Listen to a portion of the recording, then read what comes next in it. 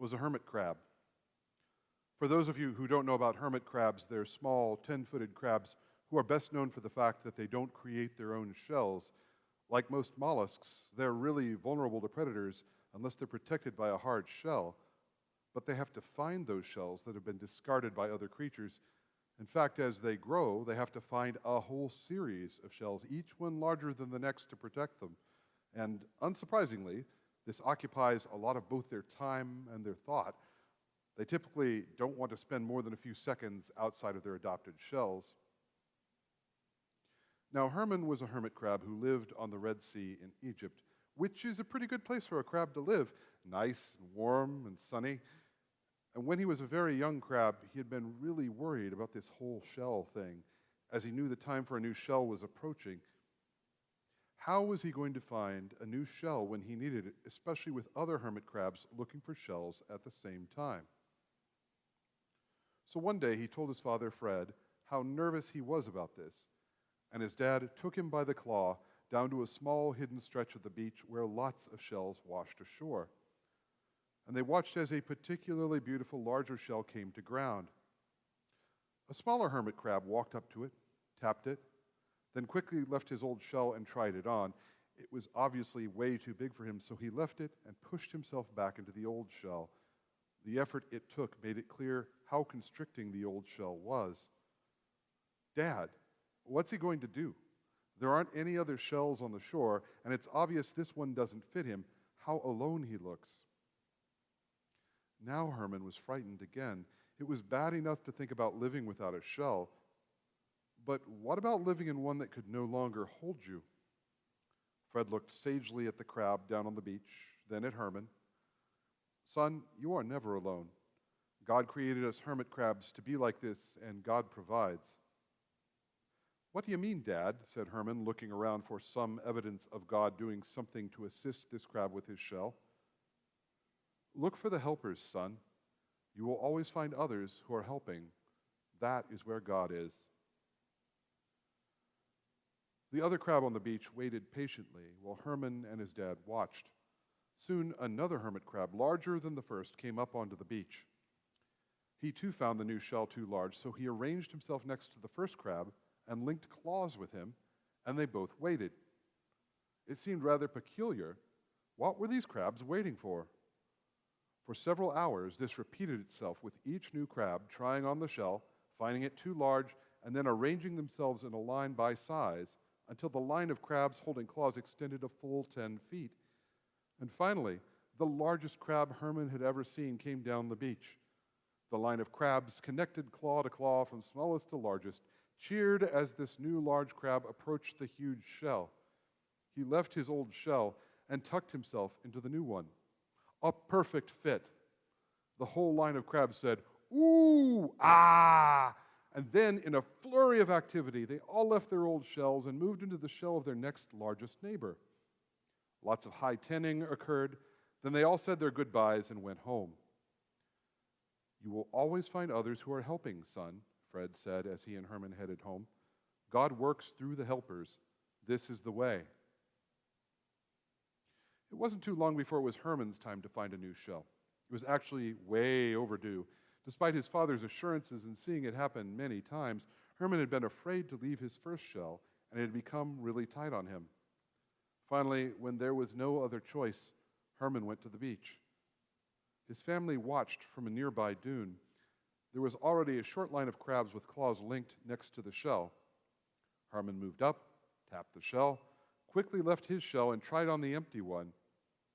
It was obviously too big, so he quickly went back and squeezed himself painfully into the old one, moved down the line of crabs, and placed himself at the end, linking claws with the next crab. First time, eh?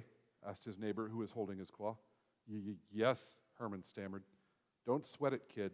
This is the way. My name's Shelley, by the way. Just then, a commotion began at the other end of the line. The largest crab let go of his neighbor's claw and pointed, "Humans! Run for it!" Herman looked up. A group of human children were approaching at a run. Herman had only seen humans from a distance, but he knew they were trouble.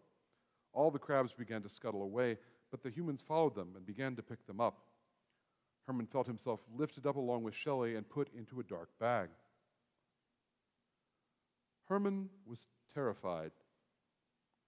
This was not how the world was supposed to work. He was supposed to be safe on the beach.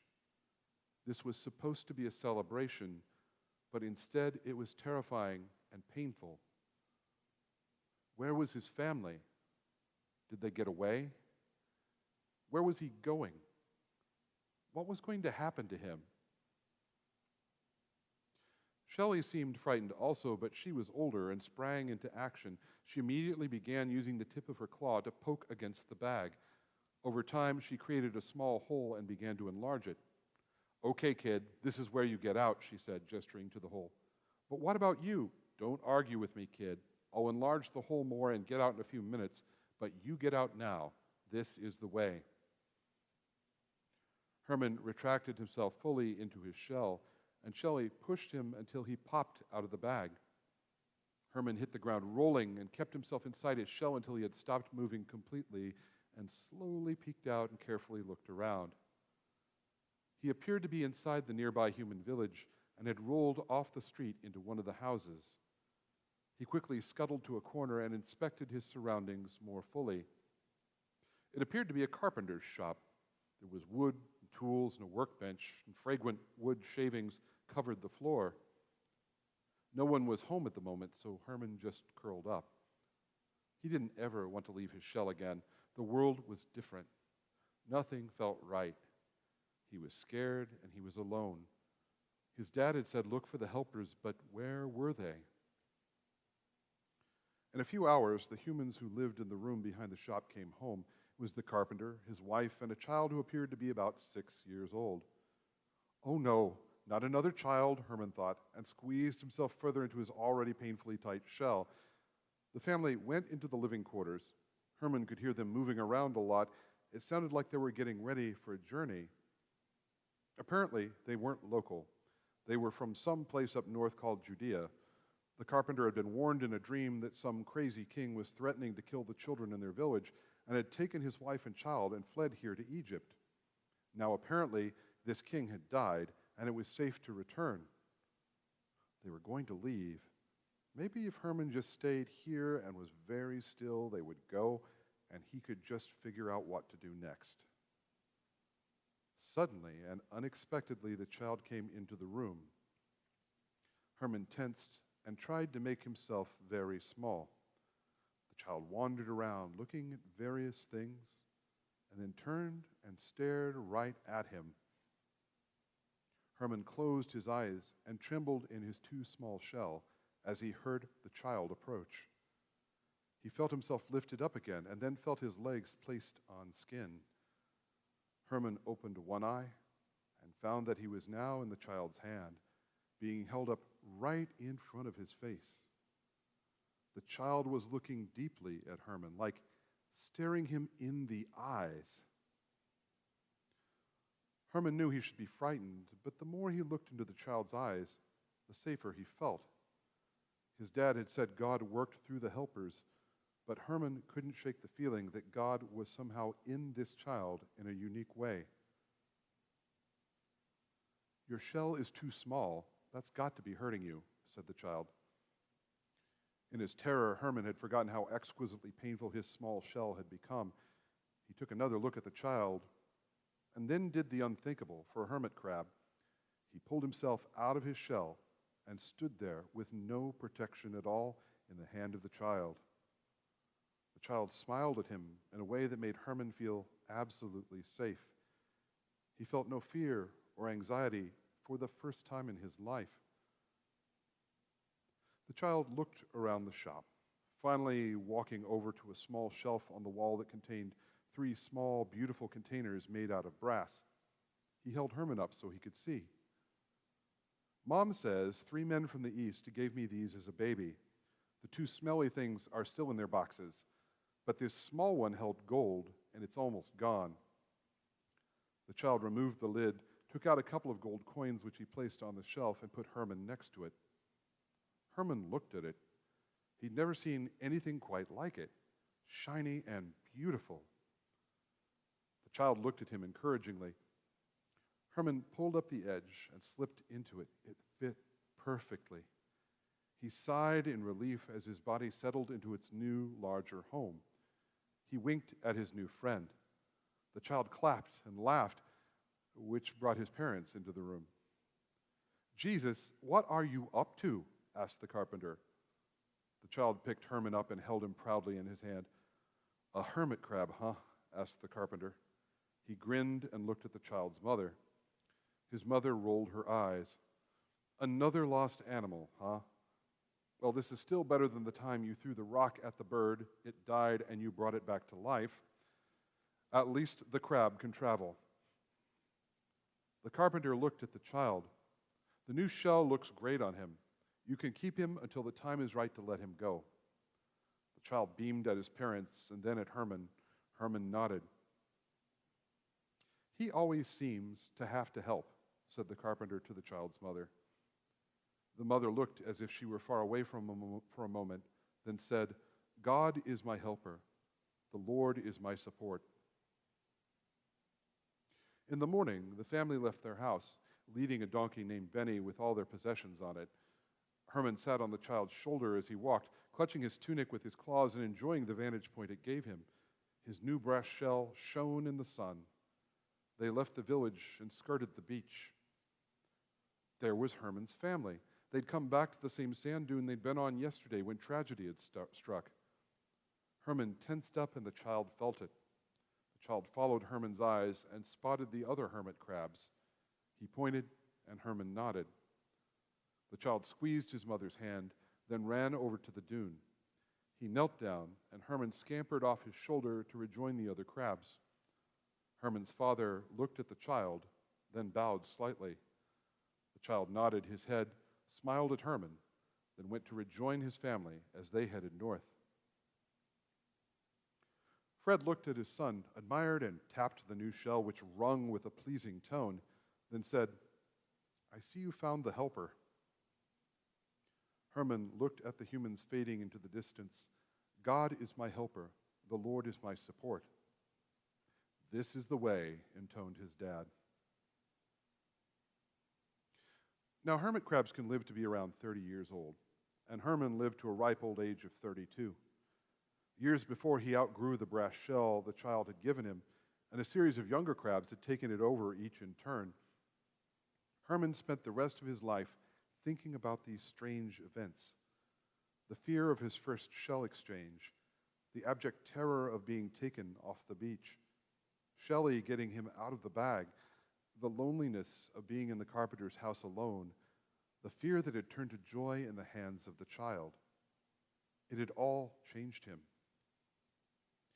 He was no longer the crab he had been before those events, and that sometimes made him sad. But along with the new shell had come a new story, and a new hope, and a new future. He had become the wise crab that all came to for advice, because his experiences gave him a vantage point few had. Whereas many crabs who experienced loss and stress became more, well, crabby, Herman had become compassionate and gentler. His experience with the child had not removed the trauma he had experienced, but it had convinced him that the point of his life was to become known as one of the helpers, to help get others through their stress and pain. And the transformation of his fear became a blessing to the entire community of hermit crabs, and when he finally passed on, they cherished his memory. As for the brass shell that the child gave him, well, now, today there are many beautiful churches and cathedrals throughout the world that hold objects that are sacred to those that follow Jesus. These are objects that are part of Jesus' story, or the story of those that have followed in the way. And these relics are contained in coffers of gold and bedecked with jewels, and they sit admired by people who are inspired by the story and come seeking faith and sometimes healing. But the most amazing relic in existence is not found in any cathedral or chapel or church. It's not even known to humans seeking wisdom. It's instead in coastal Egypt. Every year around Christmas, the hermit crabs of the Red Sea gather on a small hidden beach. There they arrange themselves into a long line, claw holding claw, and waiting patiently. Shortly before midnight, another crab appears with a shell made from an ancient brass box that has been shined so vigorously with seawater and sand that the moonlight dances off of it like silver. The crab goes near the end of the line where the smallest ones are, and in a flurry of activity, the hermit crabs all leave their shells. They pause out of their shells for just a moment and say, "God is my helper, the Lord is my support," before moving up to the next size shell and giving the brass box to a new owner for the coming year. The crab with the shining shell intones, "Look for the helpers," and the rest reply, "This is the way." By doing this, the hermit crabs of Egypt remember their ancestor Herman and the lesson that he taught them. And we can remember this lesson too. When you are afraid and things are happening that change your life and make you sad, look for the helpers. This is the way.